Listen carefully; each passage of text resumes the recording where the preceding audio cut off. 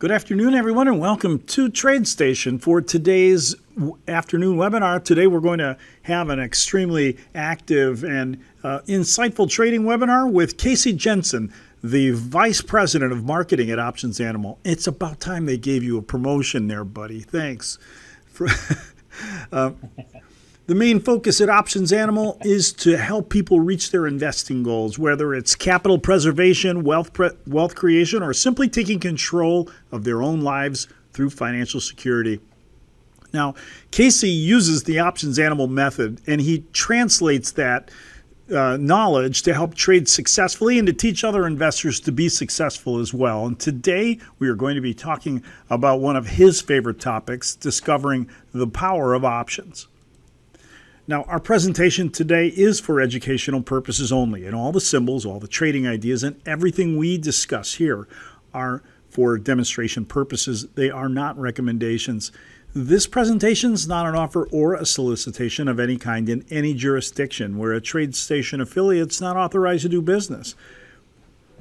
Remember that active trading is not suitable for everyone, and options trading itself carries a high degree of risk and may not be suitable for all traders.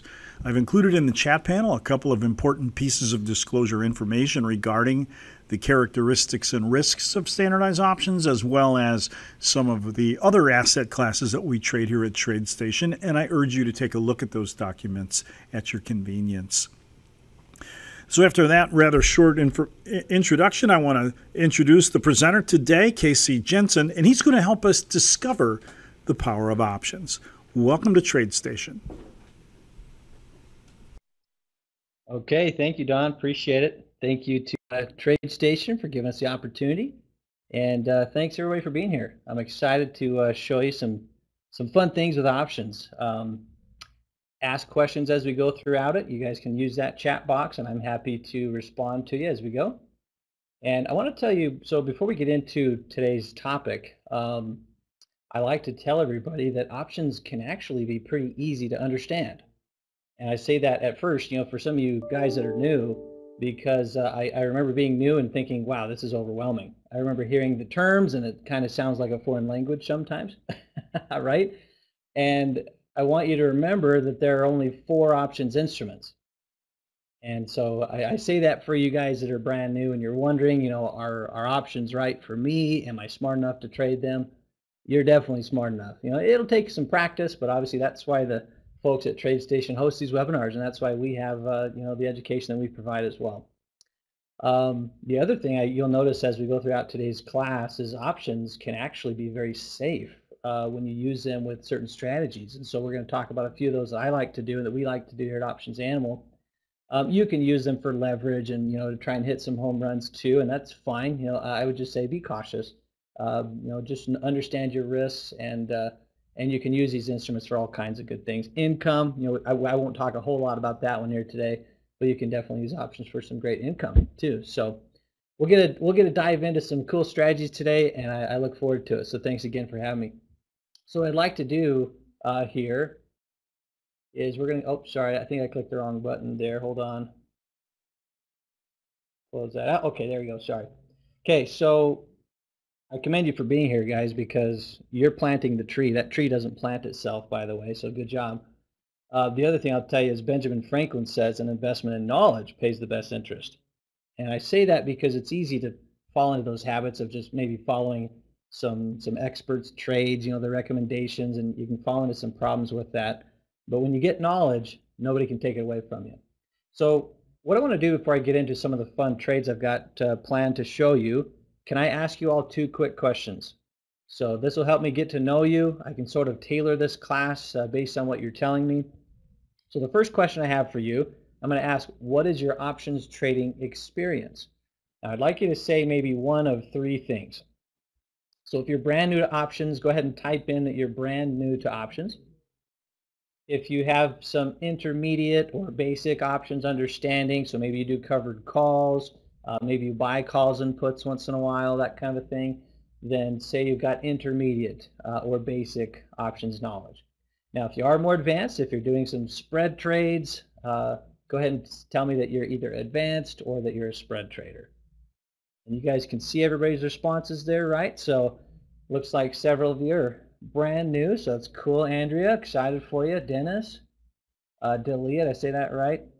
Samel and Natalie, awesome.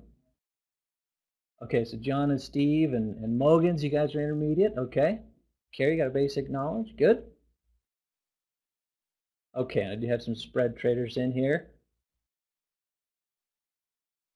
Looks like only a few so far. Spread trading. I'll give it just a few more seconds. I like to get a really good feel for who's here. So, all right. So what I'm reading by that is we've got, I'd say, 40–50% of you more on either a no experience or little experience with options, which will be perfect for what I have planned. So that's good. For you guys that are spread trading, just so you know, we're going to look at three main strategies today. We're going to look at buying call options briefly. We're going to look at the protective put, which is also known as the married put. It's a good hedging tool against earnings or anytime you're feeling uncertainty. And then we're also going to look at what's called the collared trade, which is one of our favorite trades to do. Okay, so the next question I'll ask you, and this is going to be maybe a little bit more personal, but trust me, I won't make fun of anybody or whatever. But I'd like to know, what do you struggle with? You know, like when you're trading, when you're investing, what is the number one problem right now that's holding you back from maybe making a better return? And I like asking this question because it allows me as the presenter in a really short amount of time to get to know you a little bit, and that way I can sort of tailor my message to you based on what you're talking about. Okay, so you struggle with stop losses, says Sharon, thank you. We're going to talk about that a little bit later, so that'll be a good lead in. Entry points, Joseph, that's a pretty common one I see. Yeah, maybe it's just lack of knowledge, right? Well, that's why we're here, so thank you, Andrea. Knowledge is power, right? Lack of discipline, sure, Al. Not cutting losses, so again, some of the timing stuff. New to trading, still learning. Okay, good. Struggle with searches. I know TradeStation has some pretty cool tools on some of that stuff. We have several of our clients that trade through TradeStation, just so you guys know. Give them a little plug. They deserve it. Okay, new to trading in general. Okay, sure. Yeah, it's tough to have the confidence, right, when you're new. Well, I can promise you this. I will instill you with some confidence today. Definitely, Dennis. So that's good. Okay, so that gives me a decent idea. And Mogans, yeah, there's a few steps. They're pretty simple to get approved for trading spreads. So talk to your broker there. I'm sure they can hook you up. So, all right, well, good. That gives me a pretty good feel. What I'd like to do now that I have a little bit better idea of who's here is I want to jump right into showing you a chart on the S&P 500. Now, this might surprise you. This is actually a 28-year chart. Why am I showing you a 28-year chart? Well, I like to show a 28-year chart to help us put things into perspective. You know, it's easy to look at week to week, what's going on in the market, day to day, and that's where I think our emotions get involved a little too much. Let's put in perspective what's really happening right now. This is the second longest bullish run in history. And, you know, can it continue? Can this be extended? Sure, it could. It could go, you know, another year, 2 or 3. I don't know.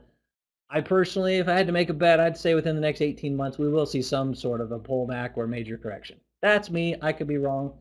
But the point I really want to make with showing you this chart is don't fall victim to some of the common things that investors do, and that's setting themselves up for a pretty big crash.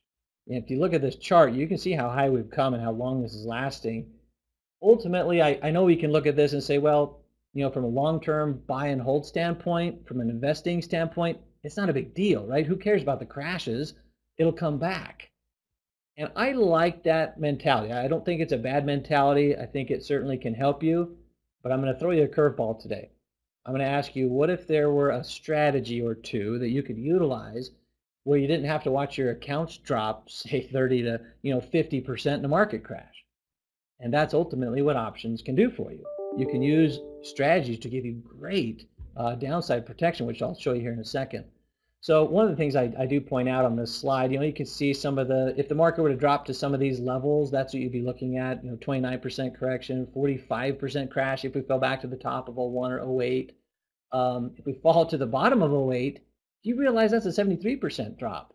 So I'm not trying to scare you guys. Listen, this is stuff I think we need to be aware of it, right? That this can happen. And it happens fast too, right? You know, 1987, I think we fell 22% in a day.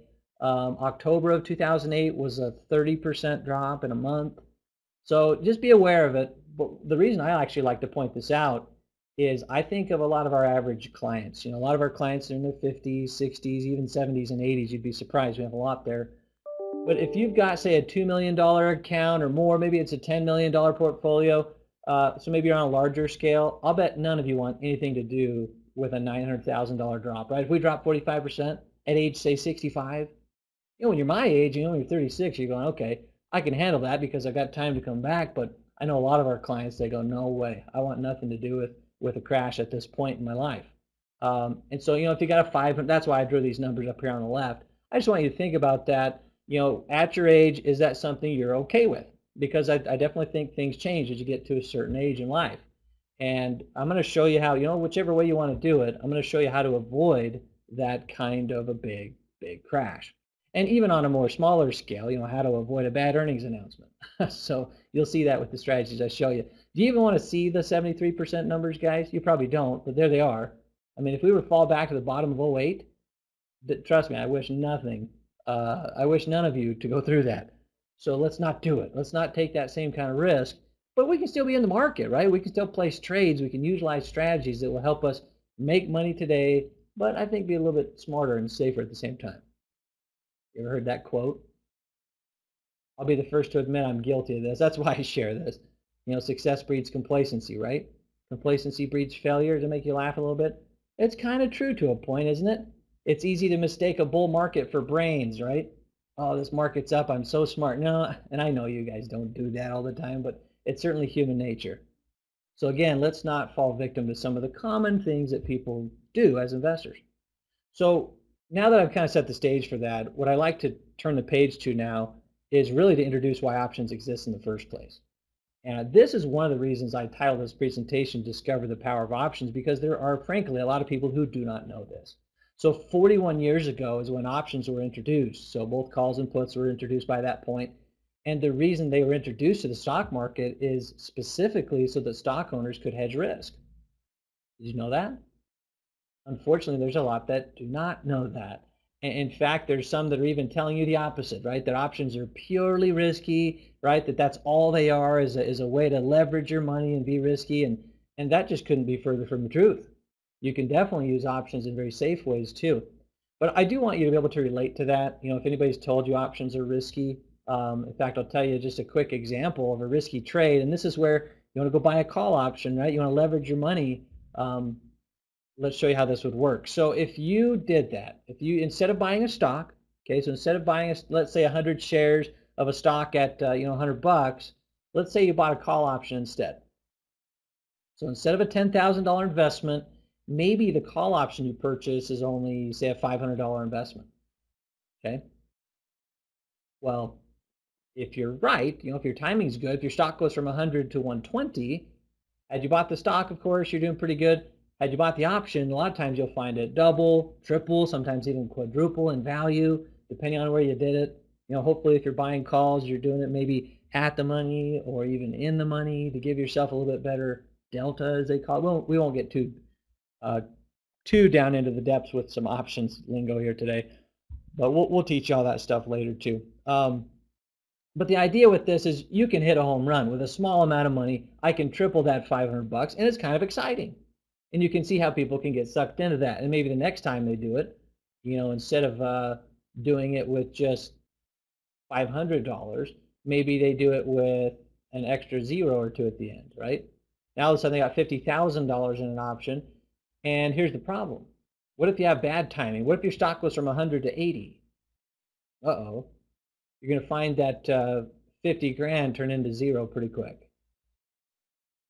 So don't make that mistake. In fact, I hope that your first option trade is not just buying a call option. If you've never done an option before, I hope that's not your first trade.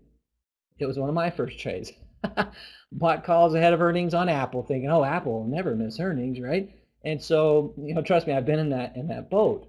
But the problem, and I hope you can see it here, is a lot of people, when they do experience this, then they tend to say, oh, well, options are purely risky, right? But remember, this is only one of the ways I can use options. So if you're going to use options with a leverage standpoint, just be smart about it. I'd say make sure you know how much you're risking and know that the probability of buying a call option out of the money is not very good. So set it up properly in the first place. But anyway, so that hopefully gives you guys that are brand new some perspective to be able to relate to anybody that told you options are risky. Let me show you how options can be really safe today. Sound good? All right, so I'm actually going to point out one other interesting thing here. And the reason I pull up these two images of a Series 6, thinking of mutual funds, even a lot of licensed trained professionals, they'd probably be the first to admit to you that they're not aware that they can use options to protect stocks. TradeStation does a very good job at that, so we'll give them some props there. When it comes to this, I don't know that I fault the specific money manager. I think if I'm the one writing the exams, you guys, I really do think options should be a bigger focus on some of those exams.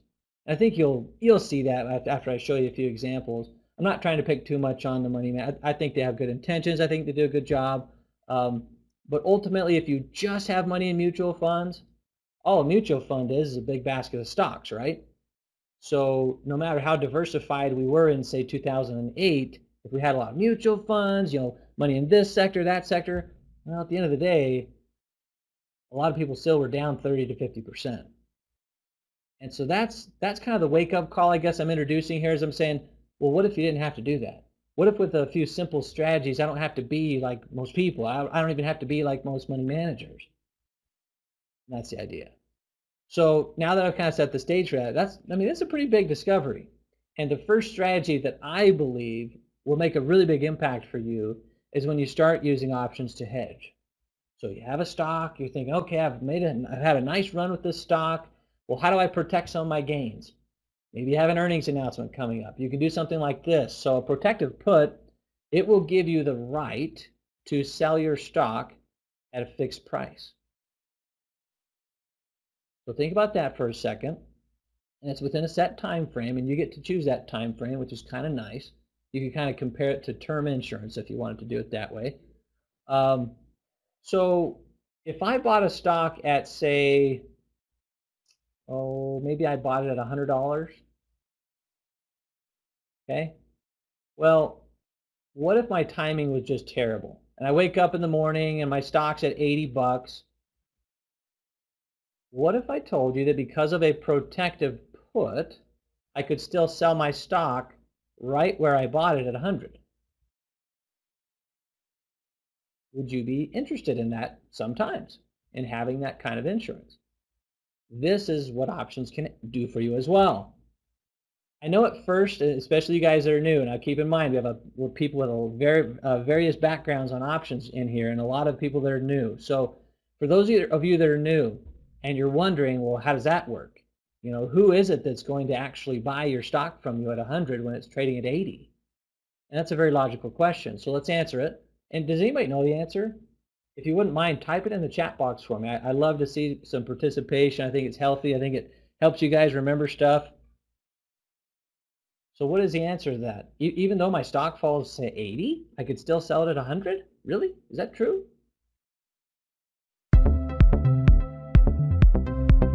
Okay, so you're thinking along the right lines. Al, in this case, it's a put, right? So it's actually the put writer. Yes, just as Steve said. Can you guys all see Steve's comment? Or Al, yeah, there you go, put seller. Yep. So here's the way I like to explain this basic concept. Options are truly contracts between two individuals.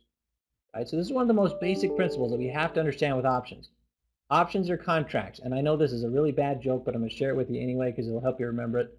When I was brand new to options and I was having some of these questions that maybe you have at this time, somebody once told me, they said, Casey, don't forget, it takes two to tango.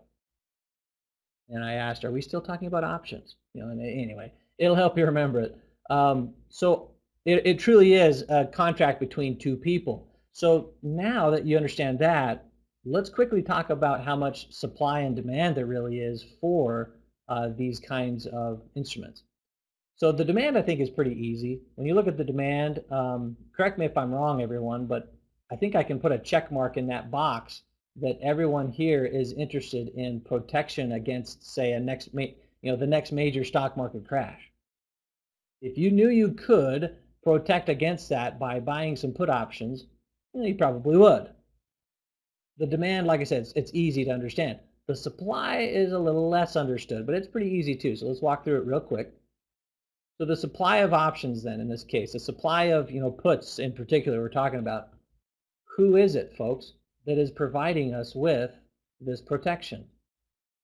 And maybe a better question to help you wrap your head around this, and really to help you see how available options are nowadays, why would someone offer you that kind of protection? Anybody know the answer to that? So go ahead and type it in for me if you do, and if not, we'll chat about it here in just a second. But who is it that is on the other end of this contract? Why would they be interested? Aha, bingo. You guys see Al's comment again? They want to collect premium. So I guess, and this will sound silly, but do you know anybody in the stock market who is looking for some premium? Who's looking for some consistent income, right, Steve? Yeah, thanks. Your comment was right as well. Yeah, collect the premium, right? The who, really it could be anybody. It could be a market maker, it could be your neighbor down the street. It really could. So I hope that helps you to start understanding the supply. The supply of options is pretty large. There's a lot of people, right, that want income in the market. It's actually one of my favorite things to do is to sell puts. I usually like to do it with a put spread, right, where my risk is limited. And we'll teach you that in some future classes. But does that make sense on the supply and demand? Can you see how a lot of stocks nowadays are optionable? I won't trade a stock unless it's optionable, because I want to make sure, and I'll bet almost every stock you look at nowadays that you guys own, I'll bet it's optional. Optionable, I should say. All right, any questions on that basic concept? It's a pretty important one. I know it's kind of basic, but I just want to make sure we covered that before we get down to some depth here. Okay, so that's the idea. Now let's take this a step further. So really what I'm saying, you guys, is this is no different than car insurance. I mean, truly. If you have, say your car insurance salesman, you pay them $100 a month or something, right? Well, why are they selling you this insurance? They don't actually own your car, right? So same principle. They know that more times than not, you're a pretty good driver, and they're simply looking for that $100 a month. Probabilities in their favor that you're not going to get into an accident. So if you got a nice, say $80,000 hybrid Escalade here, and you're paying a pretty good premium on it, well, they like you. You're paying their paycheck, right? Month after month. And so you remember that chart I showed you, the big, long 28-year chart? If you remember, there were a lot of these periods on that chart, right? Like 7 to 10-year period where more times than not, people who are selling promises in the stock market, that's the way I like to say this, guys. Insurance is you're just selling a promise, right? Or writing a promise, as you guys are saying. You're selling a promise. But there's a lot of people selling these promises in the stock market too. They're making a lot of money, especially in a bull market. People selling naked puts, and there's probably some of you guys in the audience, right? Now, I like I said, I like doing the put spread just because I have a limited risk instead of a lot of risk on the naked put. But does that make sense? So what I'm getting at, and I know this will sound very like I'm laying this on really thick to you, but we got to talk about this. This is strange. The reason I'm bringing back up, so remember the retirement account numbers we were looking at? I find it a little bit strange that all of us are insuring our cars, right? And if I can tease you a little bit, I thought our cars were depreciating assets. You know what I mean? Like, this is a little bit backwards. A lot of us have 10 times the amount of money or more in our retirement accounts, in stocks and whatnot, and our cars are getting the insurance and not our stocks. I think that's a little strange. Now, to cut out all you guys some slack, I know that some of you guys, maybe you do this, and probably most of you don't. But again, to cut you some slack, well, you didn't know about it. A lot of people don't know about it, and that's why again we call this class "Discover the Power of Options." Because once you discover it, I mean, you'll never look back. You'll want to be the person who's making the premium, right? Who's collecting it, as Steve was saying, and Al. But you'll also want to be the person who occasionally is protecting it when you feel like it's needed. Okay, so any questions on that before we dive into the next strategy, which is the collar trade? I like to do just kind of quick temperature gauges as I'm transitioning, because if you guys have questions, well, that's why we're here, right? So don't be shy. I remember I was in the back of the room, my very first options event. It was at a live event in Salt Lake City. I didn't dare ask a question because I thought, oh, I'll sound silly, right? No, that's why we're here. I probably would have learned it faster if I would have just asked questions, right? Okay, so does anybody have any questions on that? Kind of basic, right? But that's the idea. That's why I'm so surprised when a lot of money managers don't, know how to do it. They should. Okay, so I don't see anything, so I'll assume you guys are right along with me. And if you are typing, go ahead and keep typing. I'll come back to it. Okay, so now what we're going to do is we're going to take that same idea and we're going to add an income element to it. So we're going to use that protection, but we're going to sell a covered call at the same time, and that's what completes the collar trade.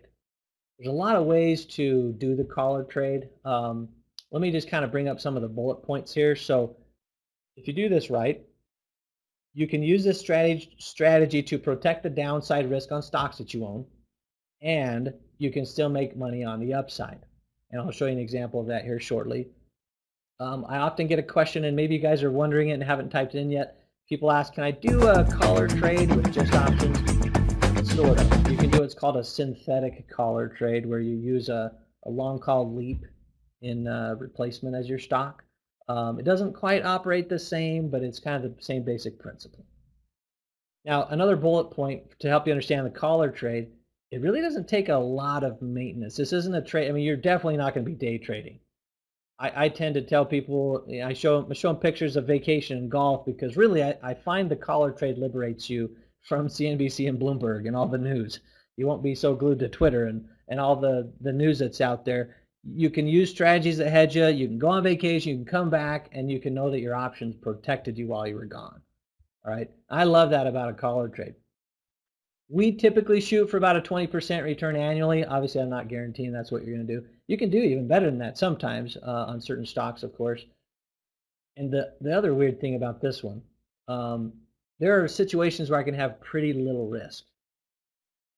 Like in theory, like really small risk. And you'll see the example I'm going to show you in theory is about, I think it's less than 1% risk, and still have pretty good upside. So we'll talk about that. If you're wondering, and it's usually at this point, I have a few people going, how do I, make 20% or more and not have a lot of risk?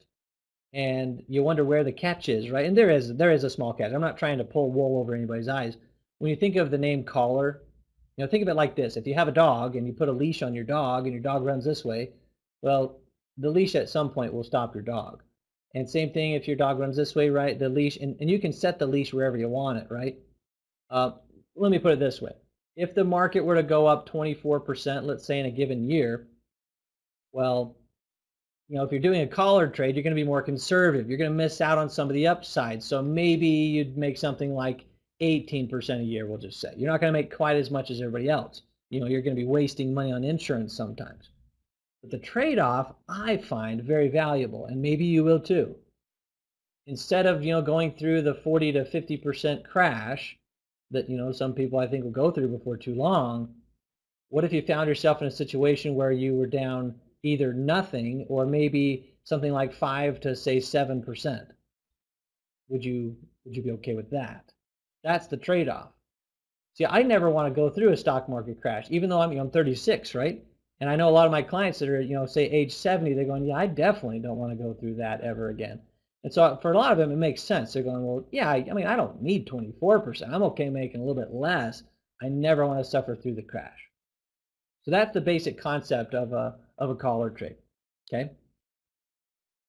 All right, so now that we've kind of covered that, let's walk through an example. We're going to look at an example on Apple. I'm sure a lot of you guys trade Apple, and if you don't, well, I'm not supposed to tell you what to trade, so I'm not even going to say anything.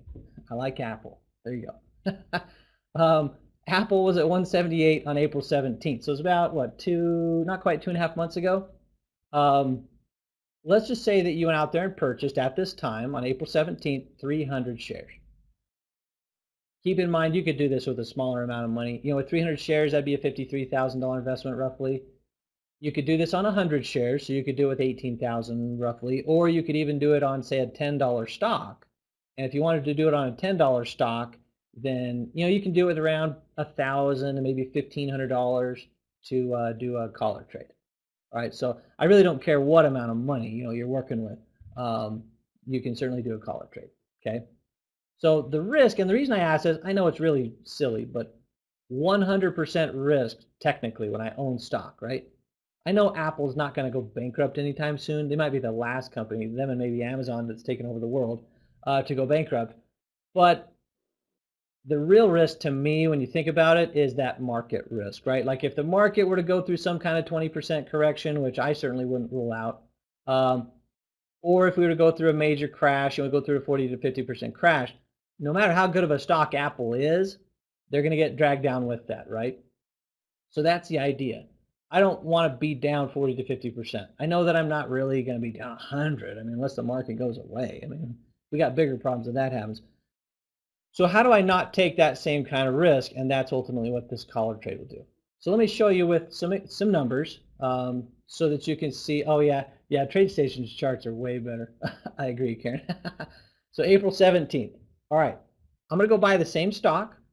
Okay. Well, what I'm going to do differently, before I show you this, let me just make one quick comment. Don't go try it right after I show it to you. I know most of you would never dream of that. I've had a handful of people do it. I would just strongly encourage you to not take shortcuts with this because, well, the school of hard knocks can be really mean to you. It can also take you a lot of time to learn on your own. That's one thing I would say. That might be even the biggest plug I could make for having a good education. I've never met a dentist who became a dentist through YouTube, who stayed at a Holiday Inn Express, right? He went to dental school. So anyway, I have to say that. I know you guys wouldn't do it, but I just have to say it. So now, the way that I will protect my stock is I can buy puts at this time, okay? And there's a lot of ways to do this. So what I love about options, they truly give you options. I'll explain some of the variations you can do with this depending on some of your individual needs. But what I'm going to point out here is I'm going to buy 3 May 18 put options, okay? Why do I buy 3? So remember, we have a lot of people who are new here. 3 puts will protect 300 shares. So one of the nuances with options, this will be like the back of your hand before you know it, by the way. One option contract represents or controls, you might say, 100 shares of stock. Okay. So if you have the 300 shares, then you can buy 3 puts to protect all 300 shares. All right. Carrie, you say, how do you pick the right? So I'm not sure if you're still typing on that, or are you talking about the right, like strike price? That's kind of where I'm assuming you're going, which is a good question. In this case, I'm choosing the 180 strike price. What is a strike price? So if you're new, a strike price is simply a contract price. It's, think of it this way. If you're driving around a car, if it's a really nice car, you might have full coverage, okay? If it's like a Geo Metro, then you might have a liability insurance. And so one insurance is obviously going to cost more than the other, right? One's going to give you way more protection than the other. And that's kind of the way to look at a strike price. Yeah, so the May 18. Yeah, so here's the way, and if you see Karen's comment, she's like, May 18, why are we choosing that? So if you remember, Apple had earnings on May 1st. So a lot of times when we set this up, we think, okay, well, is there anything coming up soon that could cause the stock to drop? I can think of 4 pretty good times throughout the year. And that's, of course, Apple and other stocks have to report earnings. And a lot of times they're volatile, right? Sometimes even a great stock will drop 10, 15, 20% after maybe a bad earnings announcement. Or maybe they lowered their guidance, right? You've seen that a lot of times too. It's like, oh, they beat their number, but then they lowered their guidance. It's so frustrating, but it happens. Okay, so what I'm basically looking at here, you guys, is a 30-day insurance policy. This is why I say compare it to, like term insurance. And this is where I also like to say, people are different in this audience. Some people here that maybe have a larger portfolio, they have a bigger need for protection, they might buy a longer term insurance. They might go buy a 90-day. They might go buy a 365-day. I don't know. But maybe their goal on their account is to make 6 to 8%. Right? They don't need as much money. Maybe they're just collecting dividends type of a thing, right? Which is great. But maybe some of you guys are like me and you want to make 20 to say 30% a year, right? And so for you, you might pick and choose the times that you have this insurance protecting your stocks. Does that make sense? Yeah, so Natalie's question was, you purchased before the report come out. Yeah, there's kind of a sweet spot actually with the way that options are priced, which we'll get into in a lot of our future classes we teach you guys. But we actually do it a lot of times a week or even 2 weeks before the announcement comes out, just based on how options are priced. Great observation. Okay, so now let's talk about the cost, right? Maybe you guys have already been looking at it. So $6.15 per share. And by the way, that was an end of day number. I technically grabbed that from one of your competitors, Don. I'm not going to mention their name, but it was just an end of day price. So I'm assuming, it was pretty reasonable. You could have done, a $6.15 put option on that day. Okay. So now what you have to do, you have to multiply that number by 300 shares. Okay, because that's what this represents. So it's $1,845 of added investment. Okay, $1,845. At first, you might look at that and say, I don't want that. That's expensive. Well, I get it. My health insurance is really expensive too. I bet you feel the same way. I don't love paying for any insurance, really. But sometimes I need it. And that's how I look at this. Sometimes with stocks, well, unfortunately, I need it there too, especially if I got a good chunk of money in Apple. But what's nice about options, remember, there's a lot of options. I can actually sell a covered call at the same time to help offset that cost. And that's why we like this collar trade sometimes. So I can go sell, for example, 3 July call options, go out to July 20th in this case. I don't have to sell the exact same month as where I bought the puts. I can go up a few strike prices, so 185 in this case, okay? And that was paying, $4.70, okay? And I'll get to your question, Mogans, here in just a second. So if you do the math on this one, it's $1,410. That's cash. You get to keep that, so that goes to your account, right? For you guys that are new, let me just explain a kind of the basic principle here. When you sell a covered call, you have to look at it like that car insurance analogy. I'm going to do my best at drawing a car, so get ready to make fun of me here. But when you're driving around a nice car, right? Your car insurance salesman does not own your car. Remember that all they're doing is they're selling a promise. So I know when I was new and I was trying to wrap my head around options, I remember seeing a class something like this, and I thought, how in the world do I sell a call that I don't own? It was just the weirdest concept. I couldn't wrap my head around it. But when somebody finally explained it like this and said, no, think of it like insurance, right? Your car insurance salesman doesn't own your car either. They're selling you a promise.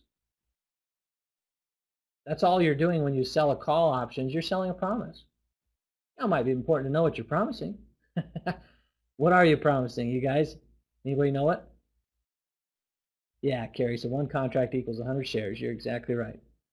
What am I promising when I sell a covered call at 185 in this case?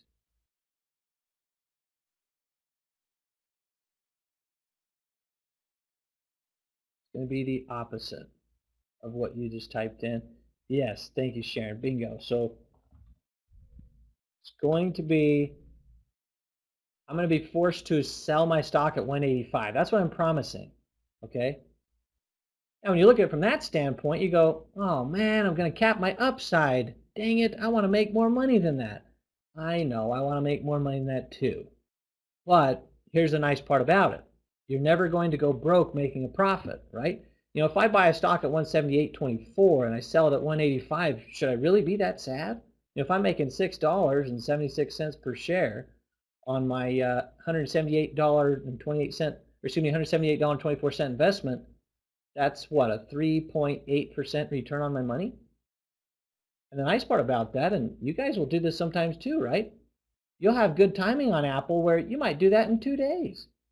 And you can be completely out of the trade and have booked a really nice return. I know your timing's not always going to be 2 days, right? But sometimes it is. So maybe it takes me 2 months, right? Maybe it takes me 2 months and I make my 3.8% return. Now, if you do the math on that, and I'd say that's probably more reasonable, that would equate to about 1.9% a month, wouldn't it? If you want to annualize that number, right, you're starting to see where I'm going with this. 23% a year, well, it's not out of the question, right? That's the idea. There's still plenty of money I can make on this. And yes, I love the comment that you guys just made in the comment in the chat box. You see Tom's comment. So Tom just said, you know, the 470 is we get to keep that, right? So we get to keep that. Now, the put option, I am going to lose, right? That $1,845 in that case, right? So you have to subtract about $400 in that case, but you're still going to make, you know, over about 3%. Not too bad. Okay, that's one example. And I'm going to go back. I'm going to take a few different angles with this so we can see kind of all the what ifs. And honestly, I could spend, you know, an entire day doing that. It's fun, right? I like looking at it, but I'm limited on my time here a little bit. But we'll try and take a few different angles. So yes. Oh, and Karen, yep, you nailed it there too with your comments. So hopefully that just spoke to what you were talking about. Okay, so the other way to look at this is if you want to look at it from a risk standpoint, okay, which I think is important, your overall cost basis in this trade, you're paying $178.24 per share. You're adding $6.15 per share for the puts you purchase, right? And you're selling those calls for $4.70. So you actually get to subtract $4.70 from your cost. So really from your cost standpoint, your investment standpoint, you're only adding $1.45 per share compared to someone who just bought the stock. Right? You guys see that difference? So $1.45 per share is what I'm adding, which on 300 shares is only $435 out of my pocket to now protect that $53,000 investment. Now all of a sudden, it looks a lot less attractive. Right, the $1,845, I know that looked kind of unattractive, right? But the $435, that's not bad. If all I had to pay was about $1,600, $1,700 a year, let's say, to protect my Apple stock, heck, I'd do that for sure. So that's the way we kind of look at that. How many weeks after earnings are you saying for the expiration date, Sharon? It depends. Depends on what you want. Like I said, it's kind of like term insurance. So however long of an insurance you want, you get to choose that. In this example, I'm picking 30 days to basically get me through the earnings announcement, but you don't have to do it all the way to the 18th. Good question. Yeah, that's another good point Michael just made, which we're going to get to here in just a second. So love your observations, guys. It's a good group today. All right, so now I want to point out what happened with Apple. And we'll go through some of those what-if scenarios. We've gone through a little bit, but I want to show you a few other fun things with this. So what happened with Apple, and you probably remember this if you own Apple especially, but within a week, if you remember, they fell from 178.24 to 162.94. And this is one of those moments where, you know, at the start of this class, I had you guys type in where you struggle, right? And a lot of you guys said, I struggle picking stocks, my timing's bad, my emotion gets involved. Well, it's easy to beat yourself up, right? You look at this with Apple and you go, oh, my timing's bad. I'm down $4,590. And I am going to tease you a little bit because, you know, Apple's only down roughly 9% at this Yanks point. and Phillies But I want you to think that's bigger picture Giancarlo here. Stanton.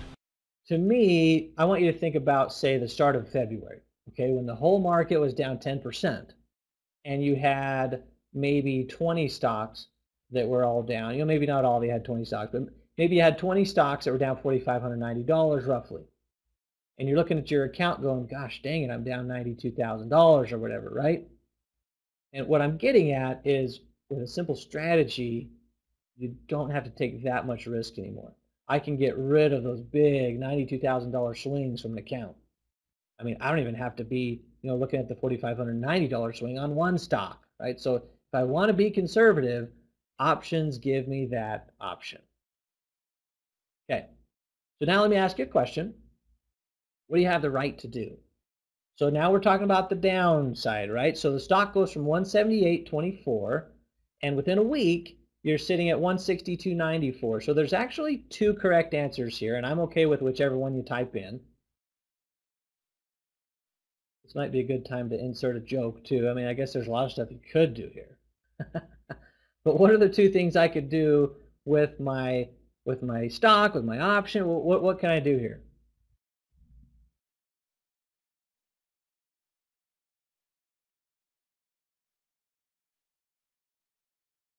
Okay, very good. You guys all see Michael's response? I can sell my stock at the strike price, right? So at 180, very good. So that's no small comment. Let's give this the fair time that it deserves, the fair observation. Folks, this is huge. The fact that you can sell your stock at 180, no ifs, ands, or buts about it, that is remarkable. Now, you might be wondering again, especially if you're new, you're going, oh, how's that work again? Is it really a guarantee? How can I sell it at 180 if it's at 162.94? If you go back to the previous example we talked about, it all boils down to the fact that options are contracts. That's what it is. So if you look at it from this standpoint, look at the put options. Okay, it takes two to tango. Remember that bad joke? Well, here it is again. So we're going to call the person who sold you these puts person number 1, and you're going to be person number 2, okay? So person number 1, why'd they do it? Know anybody in the stock market looking for income, right? So again, coming back to the supply of options, why do they exist? People like income, especially this income on Apple. Let's just talk about this income on Apple for just a second. Think about this income. So in a 30-day window, this person, number 1, okay, I'm going to put number 1 up here too so you can really visualize this with me. They're basically saying, hey, I'll sell you a promise, right? Any good insurance salesman. They're saying, I'll sell you a promise. If you pay me $1,845 that I get to collect here in this 30-day window, then I promise I will buy the stock from you at 180. That's the promise they're making you. Can you see why they're doing it? Looking at Apple's chart over the last 10 years, I mean, yeah, it had some pullbacks here and there, but that's kind of what the chart looks like over the last 10 years. Been pretty good, pretty healthy. So there's a lot of income these guys are making. More times than not, people doing that, $1,845 a month, cha-ching, cha-ching. I mean, they're doing it month after month after month. Now, eventually, they're going to have to pay some claims, right? When the whole market's down 30% in a month, that's where, yeah, they're going to have, sure, 2% of, some income that they made, but they're going to find their account overall down 28% if they're not careful, right? Make sense? Okay, so that's cool, and I like the insurance concept. I like being the insurance salesman, right? But what's the really cool takeaway for me is, you guys, all of a sudden, I'm not scared of a stock market crash. Heck, I could have all my money into Apple. Now, I'm not going to do that. But even if Apple went from 180 to 90, I don't care anymore. I'm guaranteed if I want to, I can sell it at 180. Because person number 1, remember, is on the hook. In fact, the brokerage asked Don, they won't let you make that promise unless you have the money in your account to back it up. Does that make sense? Pretty cool. The brokerage is smart, right? They know what they're doing. Okay, yeah, did you guys see Dennis's comment? Good question. So Dennis just said, so to be clear, I can sell the put price anytime up to May 18th. Yes, you're exactly right. Yep, you can actually sell to close that option early. Yep, and we're going to show you that here in just a second, actually. Great observation. Yeah, so you'd also want to buy the call back. That's what you're talking about, Haas, right? You want to buy the call back because at that point you'd be left with a naked put, right? Yeah, you don't want that. Okay, good comments. So we've talked about the upside. You saw the downside protection. That's the fun part, right? The upside's pretty good though, right?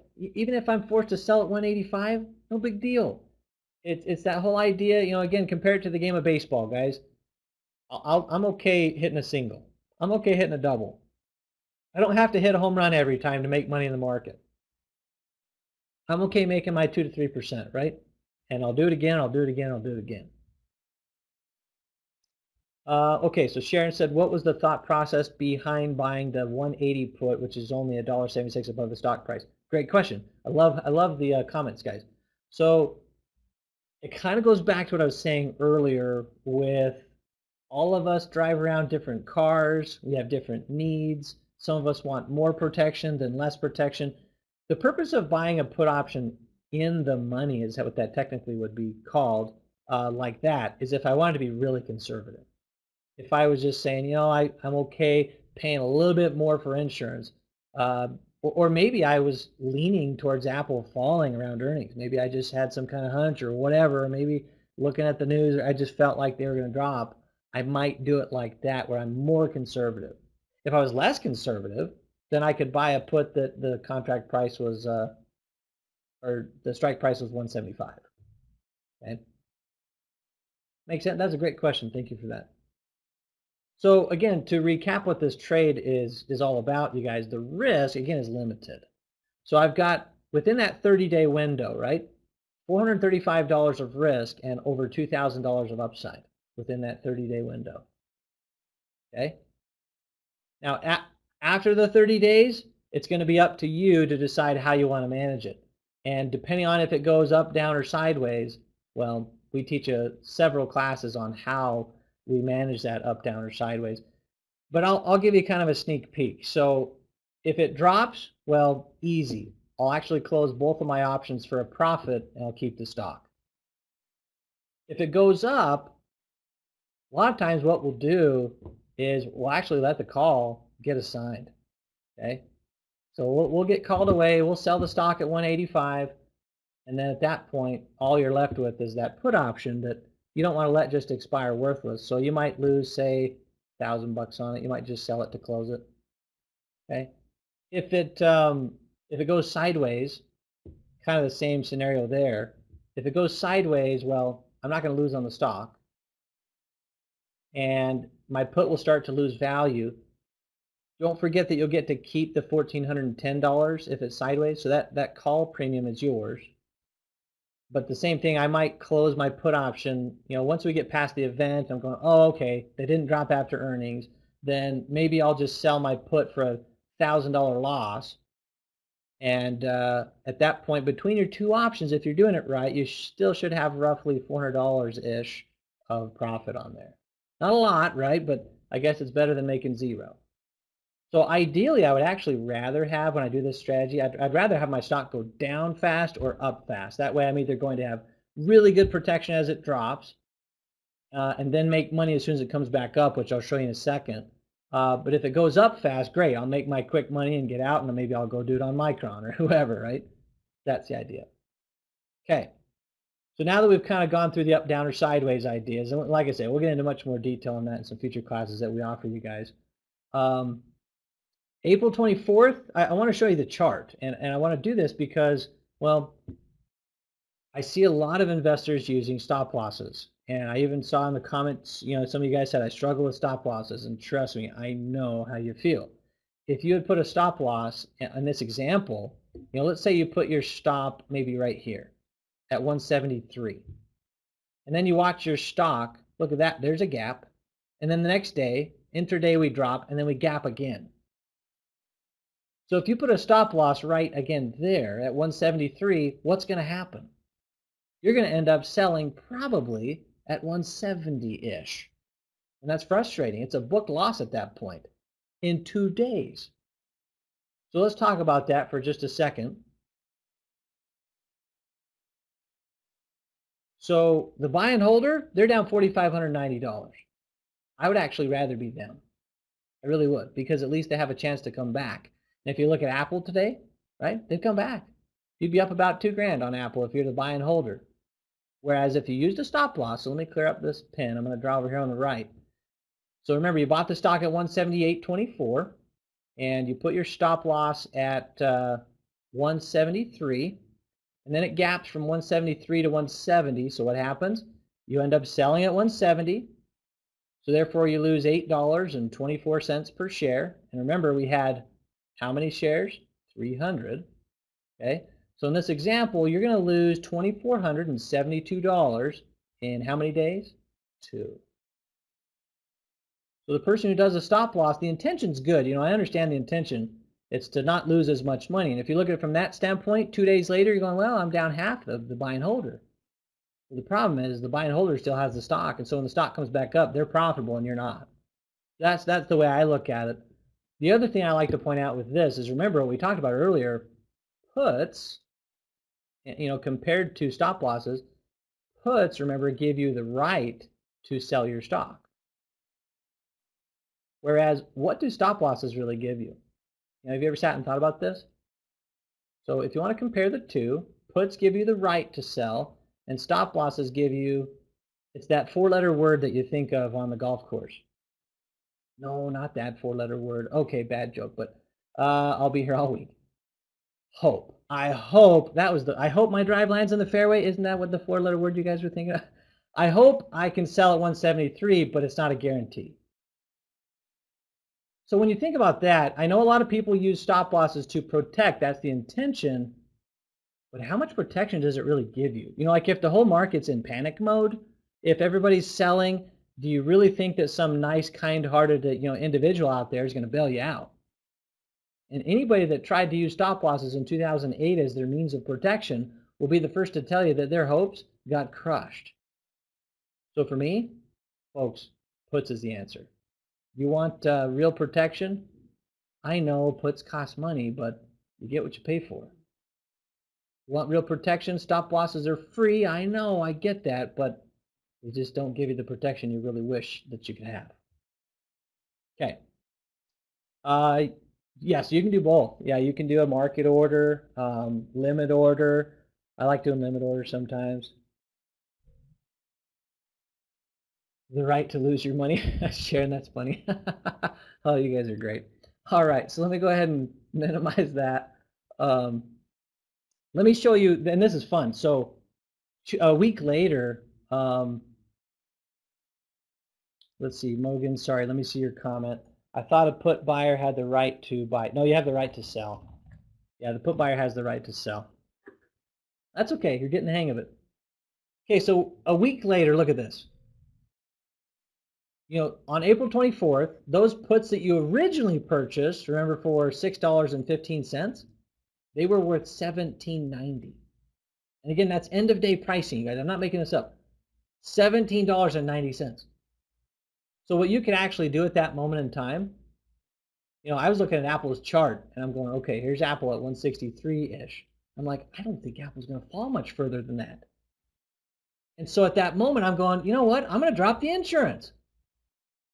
So at that moment, I closed the puts, and now $11.75 of booked profit on options. Does that make sense? So you still own the stock at this point, okay, but you've significantly lowered your cost basis on the stock because of the profit on those puts. I can actually make money on that. And that's just half the story, right? If you're selling covered calls at the same time, which is what we did, you sold them initially for $4.70, right? And I know that sounds a little backwards. Remember, for you guys that are new, you're going, I do not follow him. I was there too. You're selling to open. You're selling a promise. You're an insurance person. You can buy it to close it early. I don't have to wait till expiration. For only $1.40, I could buy it to close it. So what I'm basically saying is both of my options now are gone. I just booked another $3.30 per share of profit on the calls. So look at the two. Between the two, $15.05 per share of booked profit on options. Look at the stock. Yeah, okay, bad timing. Down 15.30. But here's the difference. Somebody who just bought the stock, remember, was down $4,590. You've got $4,515 of booked option profits had you done this trade. So in other words, you're only down $75 when everybody else is down $4,590. You guys ever seen Despicable Me? The cartoon, the Pixar, or whatever, I think it's Pixar. Or is it Disney? Anyway, when he says light bulb, right? That's kind of what I think of here every time. It's like, holy smokes, this is a huge discovery. I'm only down $75. All of a sudden you go, oh, and it's not a loss until I sell it. So look where Apple is today. I mean, this is really the biggest difference I could show you. And this is actually yesterday's when I sent over these slides over to Dawn. So, and Apple, I think, ended closer to 185 today, if I'm not mistaken. But 184.16 ended yesterday. So the buy and holder, like I said, they're up close to $2,000. And they might be happy with that. They're going, see, I'm doing just fine, right? I'm up 3.3%. And I'm going, well, yeah, I know. But don't forget, it's a bull market, right? And don't forget also that at one point, Mr. or Mrs. or Miss or whatever, you were down $4,590. I was only down $75. If the stop loss person, you got them beat. $2,472, right? They might have lost in a 2-day period. Had you done the trade I showed you, though, had you closed your options on those days I was talking about, and your timing won't always be perfect, right? But even if it's not totally perfect, it can still be pretty good. 163.19 is your cost basis. Now you're up $6,291. You're up almost 12%. So when you look at it from a different, you're going, wow. So in one example, in a 10-week period, instead of being the buy and holder, right, I got $4,515 of added profit because of those options. And if you compare it to someone who used a stop loss, you're going, okay, instead of losing $2,472, I'm up $6,291, which makes an almost $9,000 difference for you in about a 10-week period. And this is where I get to share, just fun stories of some of our clients that have done this. One of our clients, no joke, I'll tell you this story. I won't tell you his name for compliance purposes, but one of our clients out in Los Angeles bought 300 shares of Apple. Okay? In fact, let me give myself a little bit more room to draw here. So he bought 300 shares of Apple, and he bought them at 700. This is back in 2012, I think it was, before the stock split. And so if you're doing the math, that's a $210,000 investment in Apple, right? And then, of course, after Steve Jobs passed away, the stock had a struggle. It drops to 500 at one point. It actually went further than that, but we got the email from our client when the stock was at 500. His email said, okay, Apple's down 28%. He said, thank you so much for what you taught me. Let me just draw Apple up here. Thank you so much for what you taught me. He said, I should be down $60,000 right now on my Apple stock. He said, and I technically am down $60,000 on the stock, but I have $62,000 of profit in options offsetting that loss. What strategy do you think he did? The collar trade, the one we just looked at. Isn't that cool? That's the idea with this, guys. I like this strategy because, again, in a bull market, I'll make my onesies and twosies, right? I'll hit my singles and doubles. I'm not knocking it out of the park, but I'm making money. But when it drops big, guess who's not losing money? That's the idea. Good. Yeah, spreads are a much better way to do it, Karen. I like that. Do callers work with deep in the money calls? Yeah, so if you guys are wondering about that synthetic collar trade, I see you guys. Yeah, you can do it. It's a little bit different, but we will teach you that as well. Okay, so I'm running a little bit towards the top of the hour, and I want to respect your time there. So remember what I said. An investment in knowledge pays the best interest, right? But you guys kind of did that today. You took an hour out of your day, and I appreciate it. Take it a step further. Take it a step further. Plant your tree. Really dive into this. Understand this. We have a full education where we teach people how to do this, and I appreciate TradeStation, giving us this window where we can talk briefly about it. We actually have a special offer for you guys. Here's how it works. So anyone that calls OptionsAnimal in the next 30 minutes, you'll actually lock in a 25% discount off of our membership. Now, we actually have several membership options. We have a lot of clients that come to us that are new, a lot that have previous experience. So we have different time links on memberships. We offer, some trades that you can follow, kind of just as learning tools. They're not trade recommendations. They're educational tools you guys can follow. So there's a lot of different memberships. I would recommend you ask for the free consultation. And what they'll do is they'll do a screen share, do kind of a web tour with you, and you'll get to see all the different memberships and pricing options and all that kind of stuff.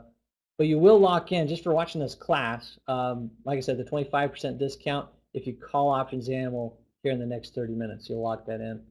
If you don't have a lot of time to chat, to be fair to your time, you can say, hey, I watched Casey's class over at TradeStation. I don't have time to chat. It'll take me, or excuse me, can I set up my consultation for tomorrow morning or maybe later tonight? And in 2 minutes, we can get you set up with that. So if you want to do that, that's certainly not a problem. If you do have a little bit more time right now, we actually have one representative that's standing by. We're pretty busy right now, but we do have one. And so if you are quick, we could do your consultation tonight. But for the rest of you guys, if you want to set up for tomorrow, we still have a few slots tomorrow that are open. We are filling up pretty fast. The nice bonus, and this is what I was talking about earlier, so this is a premium service our clients pay for. It's a weekly trade thing where, like I said, they're not trade recommendations, they're educational tools. One of our instructors places a real live trade, and then we email it out so you guys can see what we're doing. And you'll actually get 18 months of those free with any membership that you choose if you do it by the 13th of July. So give you a couple weeks to take advantage of that. So with that said, everybody, that was fun. If you have maybe a question or two I could answer in the chat box, I'm sure our reps can take good care on the phone if you just want to give them a call and set up a consultation. I think it might be easier in a one-on-one. But appreciate it. It was fun. Thanks, Don, for having me. Our toll-free number is on the bottom left, and then if you want to dial the direct number if you need to, it's on the bottom right.